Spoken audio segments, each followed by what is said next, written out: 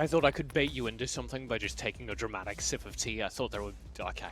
Stone-faced is Joshi because he knows the most exciting times are still ahead of us. We've got one game left today in the LCS Academy. It will be FlyQuest taking on Evil Geniuses Academy.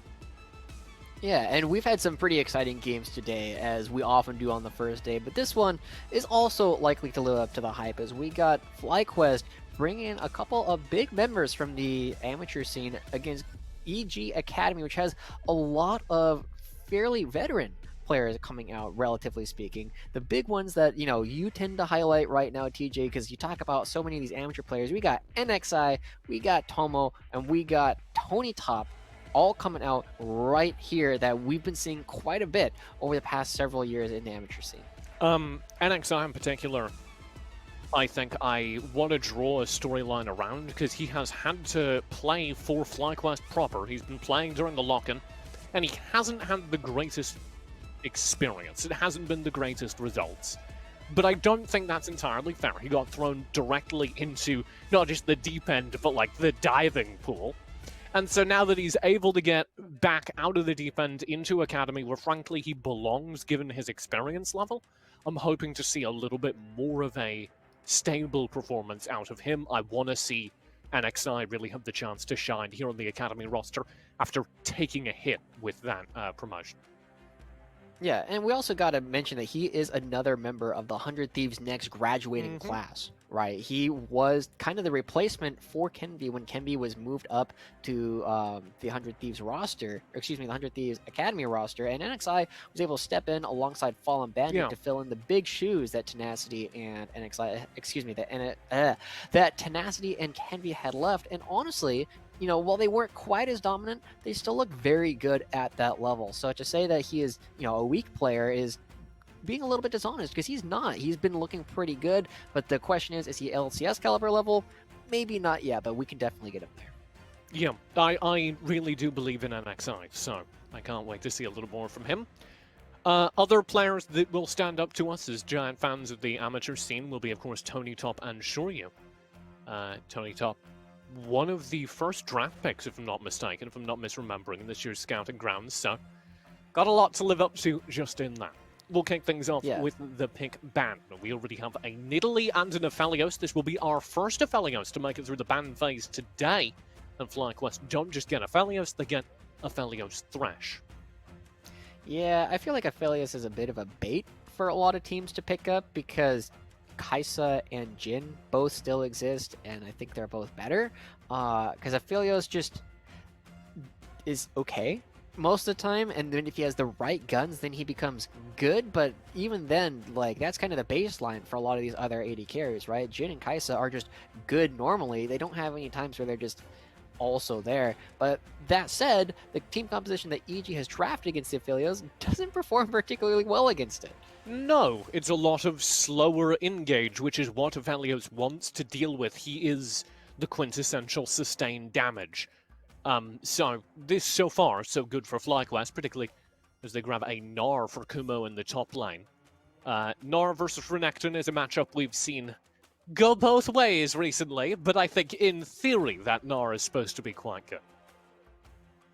Yeah, and normally, I just had a discussion with a couple of other caster buddies about Gnar should be okay in this matchup, even with the Nidalee, because of the difficulty that Tony Top will have in consistently actually landing that crowd control. Kumo should be able to get away from it rather consistently. So I'm not particularly worried for this, but it is an opportunity for them to instead flex the set into the top lane, who doesn't necessarily have a great matchup against Gnar, but is going to give them an opportunity to flex Renekton into something like a potential Galio, where the Renekton will absolutely have a good time. Yeah, I think that's a good way to set it up. As we clean out our second ban phase, it is mid lane targeted for FlyQuest, jungle targeted so far for EG. Yone and Lucian banned out by FlyQuest. EG worried about NXI. Will deny NXI two of the most powerful junglers in the meta right now in the Taliyah and Graves.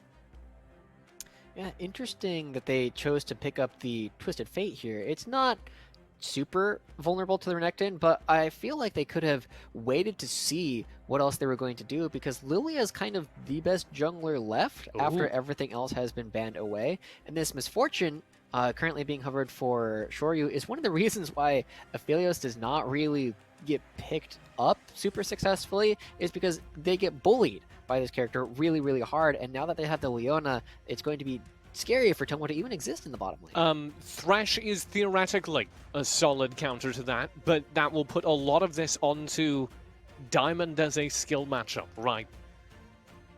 Diamond versus Mystiques very much will determine the way that bot lane goes, because if you have good Thresh lockdown, Aphelios is really scary. Oh, what's that face? Is that how Lee you Sin. feel about Lee Sin? What does the comp do? It's how you feel about the comp overall, right? Yeah, it's not like Lilia was super great, but it's just, this is a composition where FlyQuest are saying we are better players and we are going to win our lane. And even though our composition isn't super cohesive, we're going to beat you with it anyway. Whereas EG are like, okay, well, here's some bruisers and Misfortune that you can't ever touch, so good luck with that. And it's worrying to me that this is what FlyQuest are going through, because it feels like a lot of ego picks, like right out of the gate, which good, confidence is good, but what? They don't really have anything to deal with those bruisers. They do have the Aphelios, which we touched on at the beginning, as being good to deal with bruisers, but not as the only option. And also, Yeah. who's going to be occupying the attention of the rest of those heavy tanks whilst the Aphelios is whittling away? Because the answer, I guess, is Thresh, but not for the early game.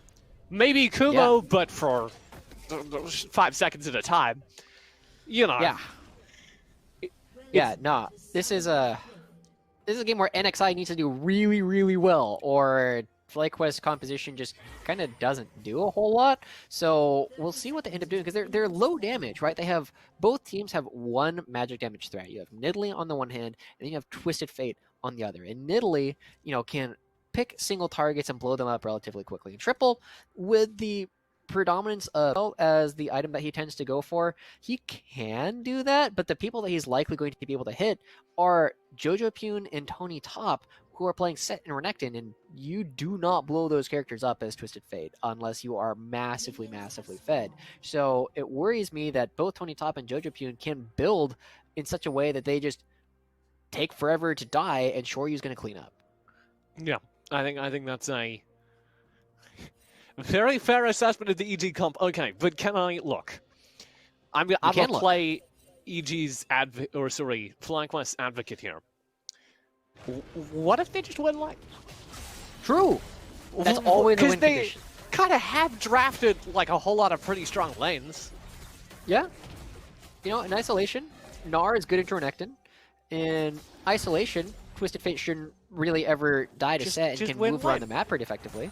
Yeah. So, yeah, I mean, that is the one thing that this composition can do really effectively, right? Both Twisted Fate and Lee Sin have wake-ups at a similar time, and if you start, double ganking one of the side lanes, you can find advantages, but he just goes in.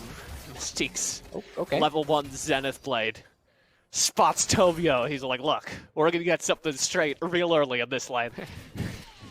Look at me. Let him know. You're not safe. Look at me. Yeah, it's I mean, I dig it. You get some damage down, right? And you're able to heal up with the potion, so it's not like you're losing a whole lot, and you're potentially looking at a forced error from either Tomo or Diamond. Like, if they overcommit and aren't actually able to deal anything with it, Mystique suddenly looks really good because he makes his opponents panic, and that is a real thing at all levels of play. If you just make your opponents think that you are going to be more aggressive than you really are, those bluffs can get you a lot. In this case, Mystique was exactly as aggressive as he threatened to be. Yes. Tomo and Diamond still will win the early levels of that lane once the wave clear is online from Misfortune. That gets a little messier. This mid lane is actually a lot of fun to watch. Yeah. It's really interesting, honestly, like watching Set play against these ranged champions, because he can sustain through a lot of the damage that they're able to do. And eventually, he just gets strong enough to run directly at people. But something happened to Shoryu He's taking a bunch of damage, and now this wave looks pretty bad. So Tomo and Diamond are, they're doing step one. They are just winning their lane. And that is a huge way for them in this game. FlyQuest step 1, win lane. Step 2, win game. Doesn't get much better than that. Kumo. Doesn't know. Lacks the critical information. Kumo will be stunned up and taken down. Contract's able to sneak into the bush and just set that play up for hours. Yeah, normally it's a bit tough for them to set that up, but when you are moving directly into the Nidalee, it becomes way easier. The big thing, though, is that Kumo still has his flash available, so he should be able to dodge future ganks. Do we need a replay of this? Really? Yeah. All right, Yeah. sure. The brutal thing is that, because he got stunned in the middle of a hop, he doesn't get the bounce. So that animation cancels just makes it even worse. He looks so than it sad. would normally feel. Baby Nara is the cutest thing. Oh, I agree. I play a lot of that character. Like, if it hasn't Really? been clear, that is by far my most played champion over the past, 6 seasons You must be really happy with this season so far. so far. It just makes me sad, because there are some very vocal members of our community that's like, this champion is giga terrible. And it's like, but he's I like your he's Redditor not. voice. That's a really good Redditor voice. Tomia down bottom did get banged around a bit, which I think is worth calling out. That's the end of the lane dominance down there. Yeah. Oh, Diamond's in mid lane as well. So this is, we What's are up, starting Diamond? to get close to the point where we can start seeing these wake-ups for a lot of characters, and both Lee Sin and Twisted Fate, as they get their backs in, can start looking for these ganks in the side lane. And Kumo, still doing all right, is still in a spot where his opponent only got an assist, and he's technically up and will likely be relatively even after this wave ends up crashing into the turret. Damon was just checking the stuff out a bit. Yeah, Wanted to It's, see what it was speculative. like. it's a time investment. Time share. Okay. Inspecting his investment, though, making sure that everything's being treated appropriately. Triple is maintaining the lane up to his standards, and as a result, Diamond roams back down bottom. Now we'll see the Drake first of the game, focused by FlyQuest, and EG are uninterested in contesting, so much so that Contracts is currently back in Fountain. Yeah. I mean, this is when FlyQuest are supposed to be able to find some of their advantages. This is when we can expect them to be doing well. But the big question is, how well are they going to be able to play the next 5 to 10 minutes? Between now and the 15-minute mark is really going to make or break a lot of things that FlyQuest want to do. Because so far, Triple hasn't left his lane in an effective way, and this is going to start happening. Start getting hit by Jojo Pyun. Bang. Full wave shove actually under the tower as well. I think he's going to be able to get most of that CS, but of course this frees up time for Jojo Pyun to head up to the top side, where they're joining a congregation. 3 He's players. got Narvar. Narvar burned. Kumo back in. Oh! A huge ulti! That's a disaster! FlyQuest, 1 kill. Kumo looking for the second. There it is. Triple was chasing down, trying to find the third, but Jojo Pyun gets out real quick once he sees what's just happened.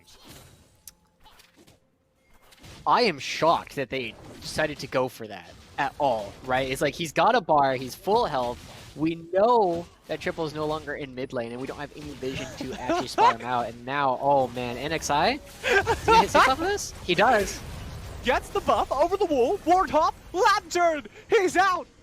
FlyQuest just can't lose! Yo, FlyQuest are just better players at this point. Let's see if they can actually get out of this one. No, EG want no part of it. They decided to back away from that one, and man, TJ, they're doing what they needed to. They are playing this game so aggressively and so proactively in ways that are really starting to turn things around. Show us the 3-battle! This is one of the most satisfying things I've and he seen gets the all triple day. stun Yup. immediately after. And then Triple, perfect timing, is there in lane for the gold card. Perfect time. Yeah, there's definitely going to be some missing pings coming in after that one, because it suddenly makes this lane that was already ever so slightly Gnar favored from draft, and then became slightly un-Gnar favored, and Renekton was looking all right after the first gank. Now Kumo is in a dominating position again, because he's got these plated steel caps and can run away from Tony Top super effectively with the the movement speed passive move from Phage now onto this Axe. It's going to be so difficult for Tony Top to do anything. Yeah. Secret is it was always a Kumo favored lane, turns out. Yeah. I'm picking is good. Between that and NXI, just with the nerves of steel in that bush. Yeah. And the comms as well, to be fair, to have Diamond in position to bail him out. Yeah. To be fair, it is not just an NXI play there is team play. Well, it's just really looked good for FlyQuest, I guess, is the net result. Kumo will get poked here. There is a TP in that's going to be from mid lane. NXI and Triple trying to get some revenge for their teammate here. Contracts away, gold card will land. It's onto the ulting Tony Top, and therefore not a very appetizing option. FlyQuest will back away, and it is a kill back over to Evil Geniuses. Nothing more. Yeah. I was so happy with the way that Kumo played the dive previously that he immediately turns around and is like, all right, well, I know Nidalee's here. Yeah, Lee Sin's close, but he's not that close. And then it's like, all right, let's go. And didn't end up working particularly well because that can still happen. He knew that that's what they were going to try and look for, and he just gave it to them anyway. So ultimately, it's kind of looking like a wash.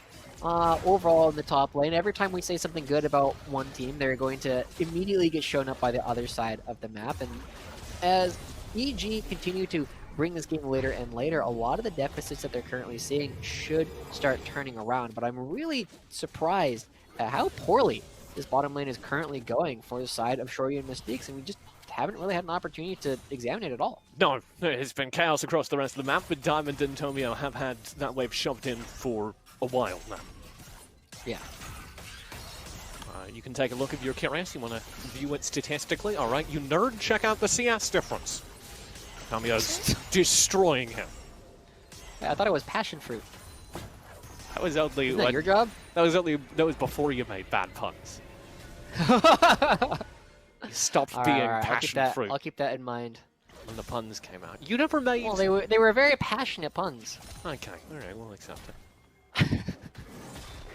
But we got another dragon spawning up here relatively soon, and honestly, it could kind of go either way, right? You have both teams in a spot where they can try and contest it, but the fact that Evil Geniuses are here first means that they should be able to pick it up, and Lee Sin on the far side of the map won't be in a position to try and go for a steal, so we're back to a pretty even game, which I think is pretty Evil Geniuses favored. Yeah. Also that. It's surprising. I do want to call why that execution on the Drake was so quick. It was because there is a control ward that is unspotted right near Raptors, so NXI. Was spotted? Yes. Sorry, distracted me by flashing the FlyQuest emote. As they run back behind the turret. Normally maybe you take a step forward, you get in a nasty fight there, but again, because that control ward, Josephine knows NXI is nearby, says very politely, no thank you, here's your team logo in case you forgot. Yeah, that's pretty solid BM. It's just like, here you go. This is you. Alright, Contracts is here again.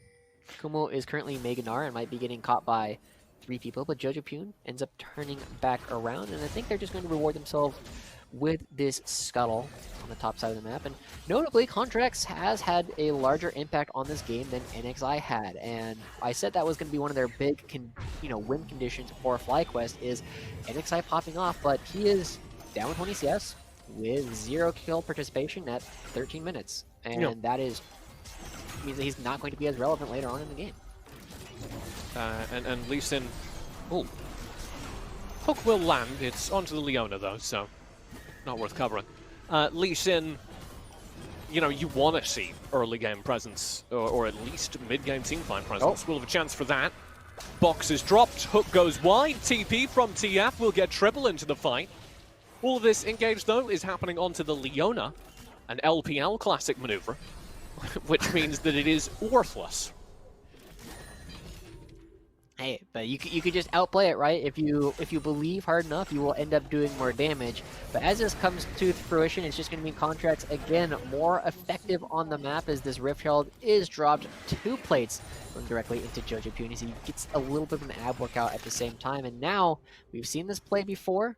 Set looking to go up towards the top half of the map, and it would be more effective if he did choose to actually go for it, because Gnar doesn't have a full rage bar to start off the entire thing. That Rift Herald, as you say, does boost the gold here for EG. And they are, despite FlyQuest's early game dominant CS advantage, eking out a gold lead right now. It's very narrow, but it's worth noting. EG have survived the early lane state, and as we get more and more towards those team fights, that team comp draft diff that you were talking up maybe comes back to bite FlyQuest. Ooh, Kumo gets it. Yeah, so the big thing that we're going to have to pay attention to is how well FlyQuest are Kumo, able to split they're the killing map. your turret. Yeah, but Krugs. Oh, okay, Krugs, got it. Right, continue. Yeah, I mean, it's going to be difficult for FlyQuest to get a lot of these team fights off rather effectively. They're going to have to really outperform their opponents if they want to try and do that. But they do have a pretty effective team composition for trying to split the map. Tomo on the Aphelios has decent wave clear, and you have Disengage coming in from both the Thresh and the Lee Sin, where Gnar and Twisted Fate should be pretty happy to exist in side lanes up against their relative opponents, right? Tony Top on this Renekton isn't going to be able to do a whole lot to Gnar without a whole lot of support, and Jojo Pune also won't have a whole lot of kill pressure up against his lane opponent. And I'm kind of curious where EG was for half of this turret, because I didn't see what they were doing, and they gave up a turret and a half. The big thing I think was just Mystiques was up here on the top side, so they didn't really have the kit to team fight. Yeah, but they weren't really achieving anything on the map, so I think Jojo Pune could have rotated down. And it's okay because we had a similar thing where Kumo just decided that he didn't need to hold that turret 1v1 against Tony. And to be fair, Kumo didn't have the map vision to know that there weren't still people lurking around. But, I don't know. Would have liked to see him try for something, try to establish that vision if nothing else. Yeah, well, not dying is a good first step, but now with another dragon about to spawn, we're going to see how these two teams interact with each other. As Mystiques just goes over the wall and says hello to Triple. Places to be! I think the problem for FlyQuest is we said step 1 is win lane, right? That's the composition they drafted, and they have not. Yeah. Triple has had one ultimate, or excuse me, he's had 2. One of them was successful, and he went up top to turn around the dive onto Kumo. The other one, you know, he went after Mystiques, and was a little bit less successful, and I don't know what you're talking about. He did land the gold card on Mystiques. I don't know what you're talking about. He did. He did his job. The rest of you just didn't do enough damage. All right, we're going to see a fight right now around this dragon. Oh, CBN Triple starting the fight. Death Sentence will follow. This is all onto Mystiques again. They do get the kill, but it's set up for Tony Top, who comes in the backside. Kumo tries to find the turn. Good stun, but will have to flash away. Diamond and Triple very low. At the end of the fight with NXI down, FlyQuest can't continue to contest. And so EG, despite only getting a 1-for-1 trade, have the player advantage to take the Drake. Yeah, I mean, this is kind of what we were talking about with the composition they were trying to build, right? Shoryu in the backline, he had the bullet time going off against a bunch of members, while Tony Top and Jojo Pune, very, very difficult to kill over these extended team fights. And, you know, even though they catch out Mystiques here, it takes a long time to kill them. So we'll actually get to see this right again. Shoryu is able to sit here with a full bullet time across everyone. And notably, there's absolutely, there's no threat whatsoever to Shoryu. So he's able to get enough damage down. Everybody else realizes we can't walk through Jojo Pune and Tony Top because there's a full health Misfortune on the far side that is going to start peppering us with bullets if we come anywhere nearby. It was Mystiques' Solar Flare that stunned up NXI and guaranteed the fight to EG. So it was because they were focusing everything on the Leona. And I don't know how that shapes up, but end result, fighting a Leona in melee range just results in them getting CC. And if that's followed up upon, well, result that you saw. Yeah. So we'll have to see what kind of threat they can add. Oh, triple. That's so rude. Oh, that's actually hilarious. I love that. Just reminds him whose jungle he's in. You are in Contract's jungle now. This is Alright, but look at the bottom side of the map. Yeah. At least something in trade. Kumo will find a turret, boosting his own personal gold, and he is one of the more wealthy members of this FlyQuest side. But I'm not certain that that's going to be enough to save them, because their damage sources are supposed to be Triple and Tomo, and neither one of those lines is far enough ahead to feel comfortable relying on it. Yeah. So we'll have to see, right? Because the thing that EG are kind of missing is super good engage. They have decent engage, right? They have a Leona, but other than that, they can't really lock down a full team rather consistently. You know, we've all seen Twitch rivals where Aoki and Low Poly just look really, really good with like their 5-man solar flares, but that is not the expected value. Hook. Okay. Resonating strike over the wall. Jojo Pyun, of course, is a set, so they take those. Triple is just carried into the core. In the meantime, TPs are in up top. Tony Top overextends and goes down very low, but it's Triple to actually fall. The only player to die in the fight. Don't ask me how NXI survived, as FlyQuest lose out the fight on yet another technicality. Wow. Oh my god. Sure you. Kumo doesn't finish it. Diamond back into the front lines will land CC, but not enough damage to actually find the kill. An awful lot of FlyQuest spells are getting dumped into both Set and Leona. Yeah. I mean, that's what EG want, right? This is the exact kind of team fight that they are looking to have. And so far, it's, you know, they're leading to a very even game state, but it should continue to get better for Evil Geniuses as this Lee Sin becomes less relevant, as this Twisted Fate stops doing as much damage, whereas on EG, you know, Tony Top isn't going to be as much of a damage threat, but he's got his Gore Drinker, you got the Stride Breaker on Jojo Pyun, so these guys are going to take a while to go down. We'll get to see, like, how crazy this team fight is. I don't know how Triple got into the middle of the entire enemy team. No. What was the... Oh, he just ported into the entire enemy team and got yeeted by Set. Got it. Okay. I think that actually probably gave Jojo Pyun an out, right? Yeah. Otherwise, Jojo Pyun's probably dead there. Yeah. So, well, it's alright. You still got a lot of game left to go. You can still try and find some more proactive plays as Twisted Fate, because they are going to be the ones trying to split the map, right? You're going to be the ones trying to find isolated members like Tony Top trying to match Kumo off to the side, or just catching people out in the middle of rotation. So they still have plenty of time, but we've got about 40 seconds left on the team fight counter, and right now, as everybody's going to be backing away, there's going to be some pretty good wave positions left over for FlyQuest to be there first. That is what we're looking at as the FlyQuest side begins to, I think, head towards their late game team fight. It is all going to be about the CS leads, the gold they have earned during this time. And the only place I think that is significant enough to be relevant is Tomo. I said earlier I don't think you should be safe relying on him. But he is here. He will be a team fight of Elios. Yeah. Question is, what can they do with that? Can they do much of anything? They don't have a bar on Kumo. And he's not... Oh, are they going to try and threaten the Baron for this Ocean Dragon? I don't know how safe that actually is, because Tony and Contracts can do what they're about to do, while the rest of EG walk over and threaten the Baron. Okay, EG don't full commit to fighting over this Baron. FlyQuest will start it.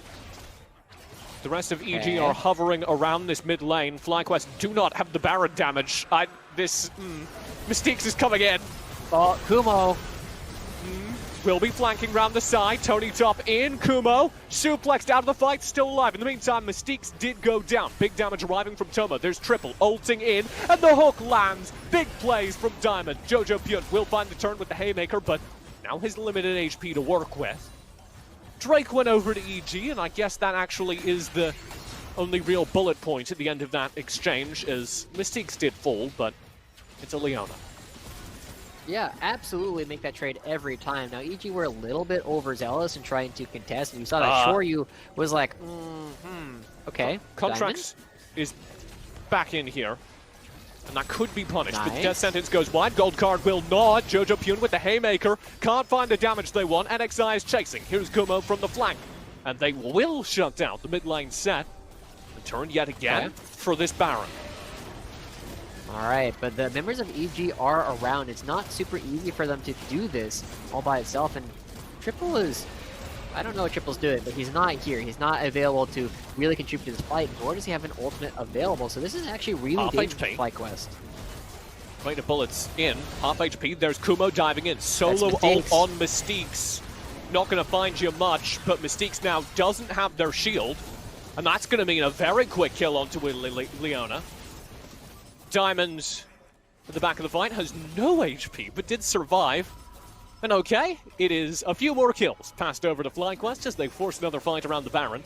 Nothing more will come of it. Yeah, but the big thing, again, is just Shoryu is completely untouched. There is no threat to this backline, and even though Mystique's is dying, it's not really mattering. They're only 1,000 gold behind, but they are currently at 3 of the 4 dragons that they need to get the Ocean Soul. And once that starts coming through, it becomes even more difficult for FlyQuest to really contest any of these fights. The only real point of strength that they've been having has been Tomo so far, because he is able to shoot through a lot of these front lines. We get to see... Which is this? This is the first, this is the first Baron contest. This was the first time we did this. It was the first time Mystique's got burnt down by the entire focus of FlyQuest. Got it. But you could see Shorty was not comfortable walking through that river while Kumo was in the position he was. But even here, he's completely untouched. Nobody can really look at him. And by the time they're like, oh, hey, Shorty might be a bit too far forward, he's still got a Gale Force to fall back upon. So he's playing his role really, really well. And Mystique's also doing a good job. Like, if somebody's going to be dying, it should be the Leon. It should be the same character over and over again. So they're doing good. Mystique's is doing a really good job drawing focus, because for each one of these major abilities... Wow, good wave, Claire. I don't know that it will stop them, though, because you do have the demolition, and indeed, the turret will fall. Very well flagged. Yeah. What I was going to say is, for every time you see a team fight where Mystique's goes down because, like, 60 spells are spent on them, that is CC that is not available to threaten to shore you, that is not available to stop Tony Top or Jojo Pune from diving frontline. Very important that that gets spent, but EG haven't yet ever had the follow-up to make it evidently worth it on the map. Yeah.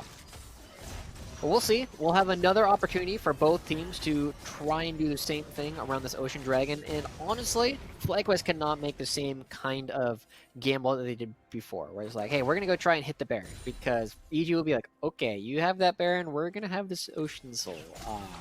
That is a permanent buff. We are going to be on this for the rest of it.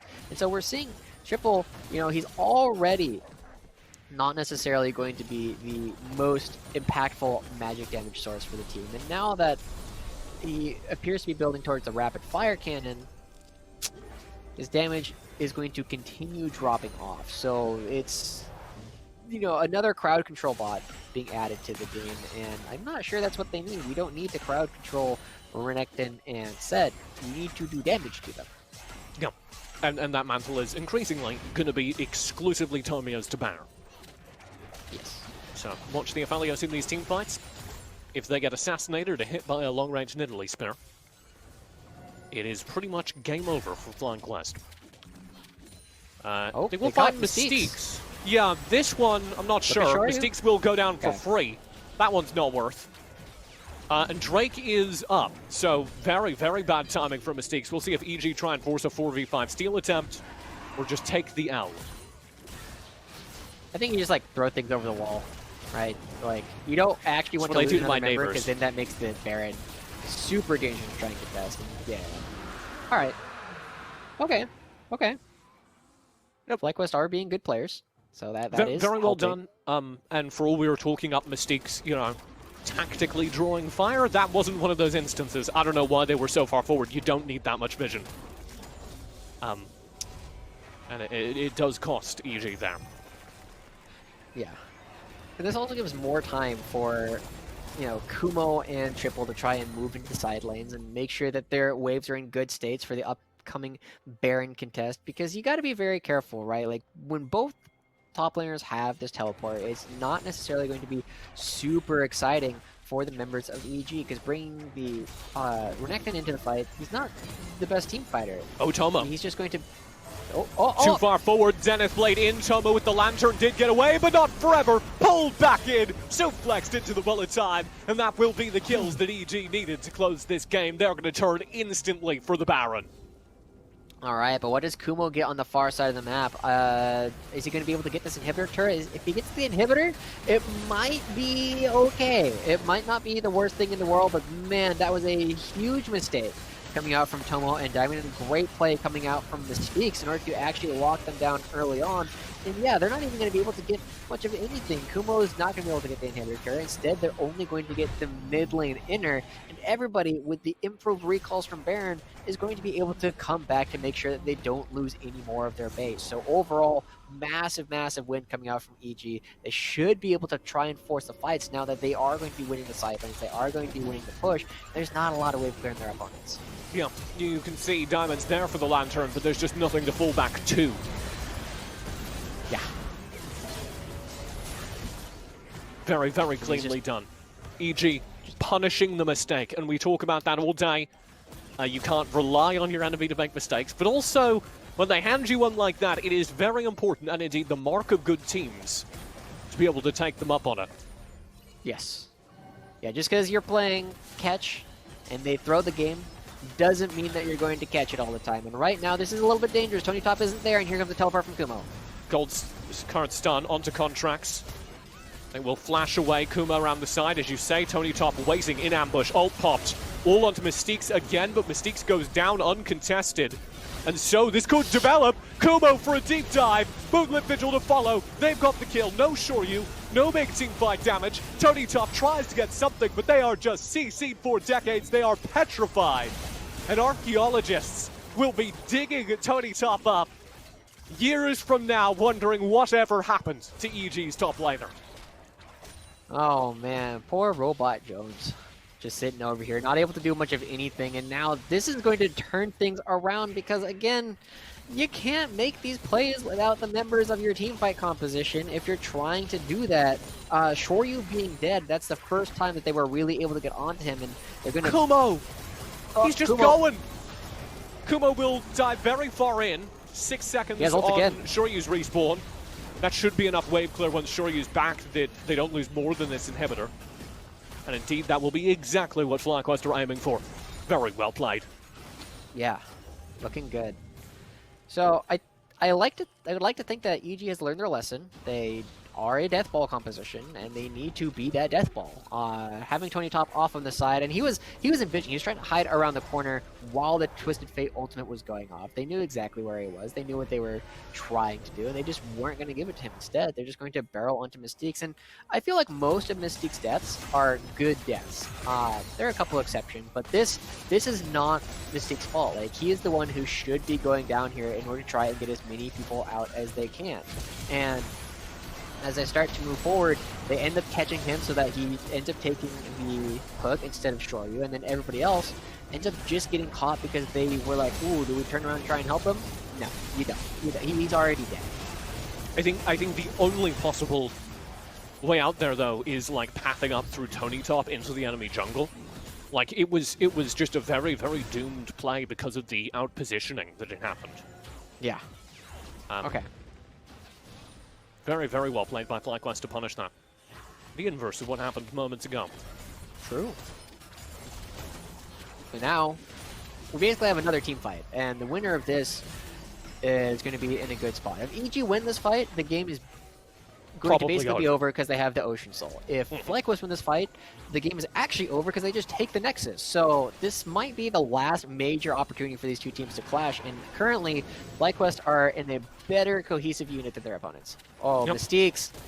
But there is vision, and Mystiques is on the flank, as you call out, will go right on in. Diamond, Tomo caught by the Solar Flare, stays ahead. Bullet Time does not find enough damage. Bullet Time's completely wasted. Now Kumo's found the turn. Jojopyun will spend the Haymaker. They've got nothing left. Tony Top with the backline dive is eaten alive, and Triple dropped into stasis to avoid everything. A beautiful team fight from FlyQuest as they secure their own backlines, keep their Aphelios up, and take themselves a Drake.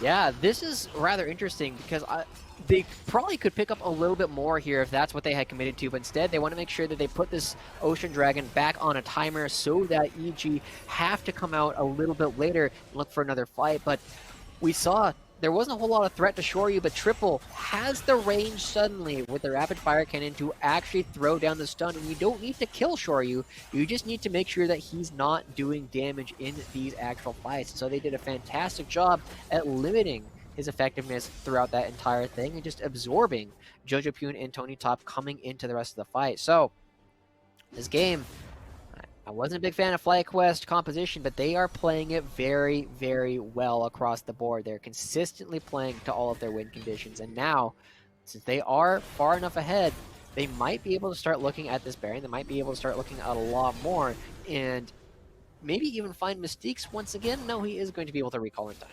It is fascinating how this composition that you correctly identified, I think, is a little aimless, and certainly is harder to execute than their opponents over on FlyQuest, has transformed into this late game protect the Aphelios comp.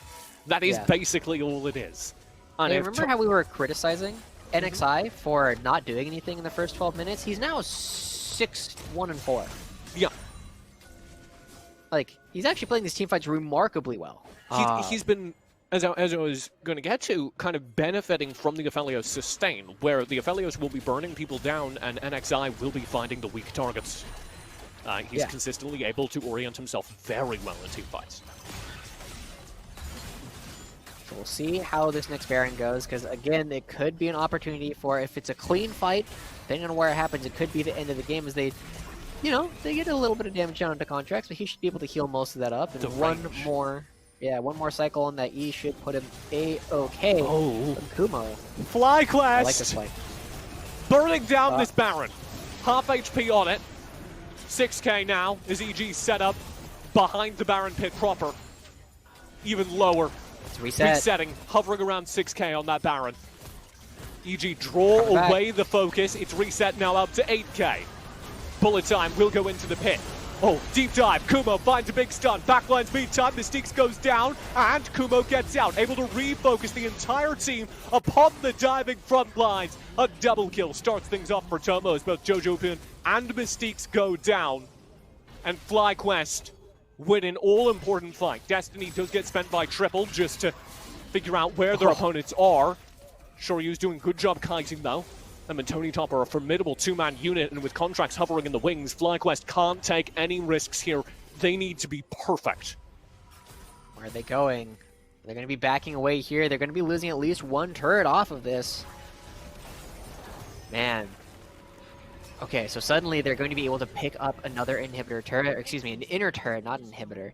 So that's going to get them a little bit of gold, and we're going to be able to reset in just a moment because both Kumo and Jojopyun going to be coming up at about the same time. But again, EG aren't really playing their composition to its full effect. Shoryu was in contracts. We're trying to fight Kumo, whereas the divers weren't really able to get a whole lot done because between Tony Top, Jojopyun, and Mystiques, you don't have enough damage to take down Tomo with the rest of his team surrounding him. Which is, I think, what we have seen time and time again. Tomo surviving the pressure. Here is another look at that last whole mess as EG pressed in repeatedly, successfully baited out FlyQuest responses, but check Kumo here. Over the wall, engages the back line, gets out alive. Yeah, Tony Top on the other hand, he is just now doing his first bit of damage in this fight, so he's still full HP, but ultimately, as long as this game is still going, it's not too bad. Triple tries to get in range without getting bursted all we are right back into it. Mystiques is dead.